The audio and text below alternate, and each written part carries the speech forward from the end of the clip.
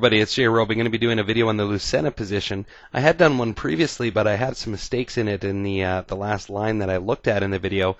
So I wanted to update the video to make it error-free and talk a little bit about the Lucena position in more detail than I had before. Now, the Lucena position is what you see on the screen here, and it's a staple of any Endgame study book that you can buy.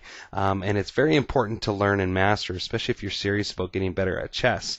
Now what we're going to do in this video is we're going to look at the staple Lucena position, which is what you see.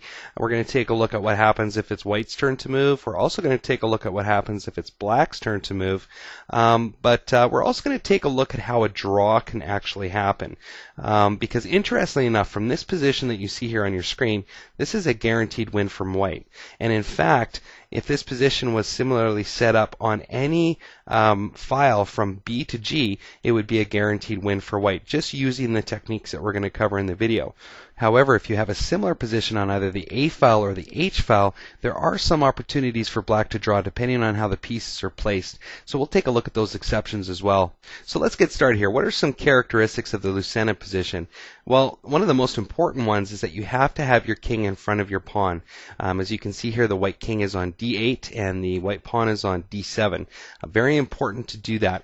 But as in all rook-pawn endgames, you have to utilize all of your pieces if you want to capitalize on the advantage. So somehow this rook is going to have to help support the king in order for this promotion to take place. And how white's going to do that is white's going to bridge the king and the rook together, and we're going to take a look at how that's done. So the first move that white's going to play in this position is rook to F2, landing the check. From here, black can play king over to G7 as a possible option, and now we're going to place the rook onto the fourth rank on F4. And this is a very critical move for white, because what we're going to try to do is we're going to try to bridge the rook and king together to take away the danger that this black rook presents. And the best rank to do that on is the fourth rank, and we're going to see why. It's all about king moves from this point forward. So from here, black can come down to try to harass the rook. It's not a big deal, and white's now going to play king to E7.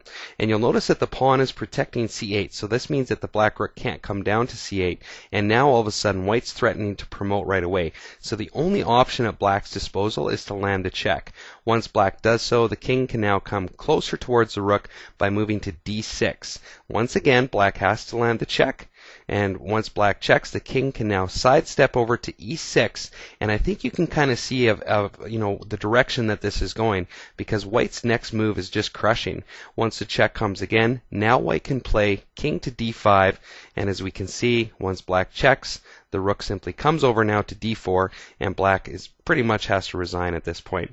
If play were to continue, the best move for black would be to take the rook, and then after white recaptures, white's going to have a queen on the board. So that is what happens in the staple position when it's white's turn to move.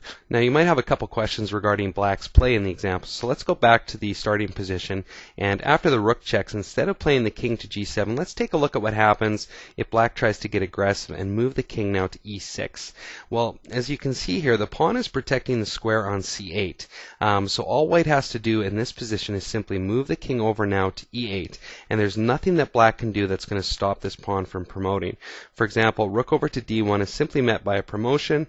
Once the rook recaptures, the rook is pretty much gone and off the table. But that's not the only option that black has in this position. What if black was to play, say, for example, king to G6? So in other words, bringing the king closer towards the rook, that's going to end up on the fourth rank. You might see something like this if your opponent is familiar with the Lucena position. Maybe they want to harass the rook once it gets into position. We're still going to continue to place the rook on the fourth rank, and once the king comes down to attack, the rook can simply swing over now to B4, and there's nothing that black can do to stop the promotion from taking place. For example, king back to F6 is simply met by rook over to E4, and once the king attacks again, the rook simply goes now to E7, and white's going to promote the pawn. For example, rook can attack the pawn, but white can simply move the king over, and after black's next move, promotion, and once again, white is the only player with the rook against a lone black king. So those are some potential variations in the example line that shows that even though black has different moves at its disposal, it's not going to get at anything. White is in a guaranteed win position. So what we're going to do now is we're going to take a look at the Lucena position when it's black's turn to move, and we're going to see if that causes any differences in the outcome. So here we have the Lucena position again, but the key difference is that it's black's turn to move. Now let's, for example's sake, let's say that black is aware of the Lucena position and the rules that kind of outline it, and let's say the black player wants to take away the option of the white rook to access the 4th rank. Seems like a logical play. As it turns out, this doesn't really matter though, because white can still land a check with the rook. Now black still can't bring the king to c6, for example, because once the white king moves over to c8, this pawn is guaranteed promotion. For example, after rook to b4, promote, and once again, white's the only player with the rook left on the table. So that's definitely not an option. So after the rook check, black's going to go probably something like king e7. From here now, white can start to develop the king. So the king comes out now to c7, and if black checks, which black pretty much has to, otherwise white promotes, the king can then move to b6. Once black checks again, the king now can go to a6. And there are no more checks left for black here, because if black goes to, say, for example, a4 to land the check, the white king simply comes down now to b5, and there's nothing that black can do. Black has to save the rook, but once that's done, white's going to be able to promote the pawn relatively quickly, because once the rook saves itself, white can simply place the rook now onto b1, protecting the king from further checks, and there goes the promotion. And from here it's going to be game over quickly, because although rook has some checks, the queen and the rook combination is just going to decimate black, and as we can see here, the mate happens. So what we need to do is we need to go back to king to a6. So instead of checking again, black's best play is to play king up now to e6, preventing the rook from coming directly to d5, which would be devastating for black, because then that means the white rook can simply swing over and protect the queening square. So from here, white can bring the rook now to d8, basically protecting the queening square, and black can land the check, but once again the king comes down to that really nice square on b5, and once the rook saves itself, there's the promotion. Now black will have to land the check and take that queen, but as you can see here, it's game over for black in this position. Now I mentioned at the beginning of the video that the rules for the Lucena position don't necessarily always apply on the A file or the H file. And what I mean by that is, in order for white to achieve a victory in the Lucena type structure, when the king and the pawn are on the A file or the H file, black cannot in any way control the file beside where the king is. So for example, in this position, as we can see, the rook is controlling the entire B file, and there's nothing that white can do that's going to shake this rook from controlling that file. For example, white can land the check and the king can go over to d7, and if white tries to move the rook over to h2, the king can simply come back.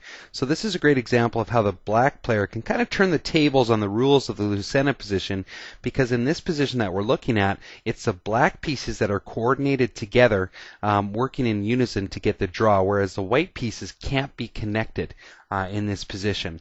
But as in all things in chess, there's always an exception to the rule generally, and one of the things that makes this position a draw for black is that the pieces are working together. So what would happen if the black king was farther away from the white king? Well, as it turns out, there's a general rule you can follow in these positions. If you can keep the enemy king 4 files away from your king in this type of position, you will win the position. And that's kind of the catch that you have to work on and master in order to understand how the Lucena position works on either the A file or the H file. So we're going to take a look at that now. So this is a similar position here, with the fundamental difference being that the black king is now 4 or more files away. Now this particular position is a very easy win for white, and we're going to take a look at it, but afterwards we'll take a look at something maybe a little bit more complicated. So as a white player, all that needs to be done here is simply to land the check, and when the king moves, just simply bring the rook over now to b7, and there's nothing that black is going to be able to do to stop the promotion. The best that black can do is take off the promoted queen, but once again we're in a position where all we have is the white king with the rook facing a lone enemy black king. So let's take a look at a different position that's a little bit more complicated, but follows the same principles in that with a black king 4 or more files away, it's a winning position for white. So in this example here, the black rook is much more aggressively placed. In fact, it's putting a check on the white king currently. But the most important thing to note is that the black king is 4 or more files away from the white king. This means that once again, it's an easy win for white in this position. And let's take a look at how that happens. So since the king is in check, the king is going to go to b7. The rook has to check again, otherwise the promotion takes place, at which point now the white king can simply move down to b6, check again, and now the king can get much more aggressive, attacking the rook and taking away any checks that are coming in from the side. From here, the rook can swing over to a6, and the king can simply go now to b7, and there's nothing that black is going to be able to do to stop promotion in this position. So once again, we have the fundamental rule holding true that if this black king can't support its rook, and it's more than 4 files away, white's going to win the position. So that's the Lucena position in a nutshell, and it's a very important technique to learn and master, especially if you want to improve your game. Now, what I've done is on my personal website at jrobychess.com is I've created an endgame practice section, so you can just go to the web page and practice this position against a computer and a variety of other staple endgame positions. So take care, hope you enjoy the video, and we'll see you next time.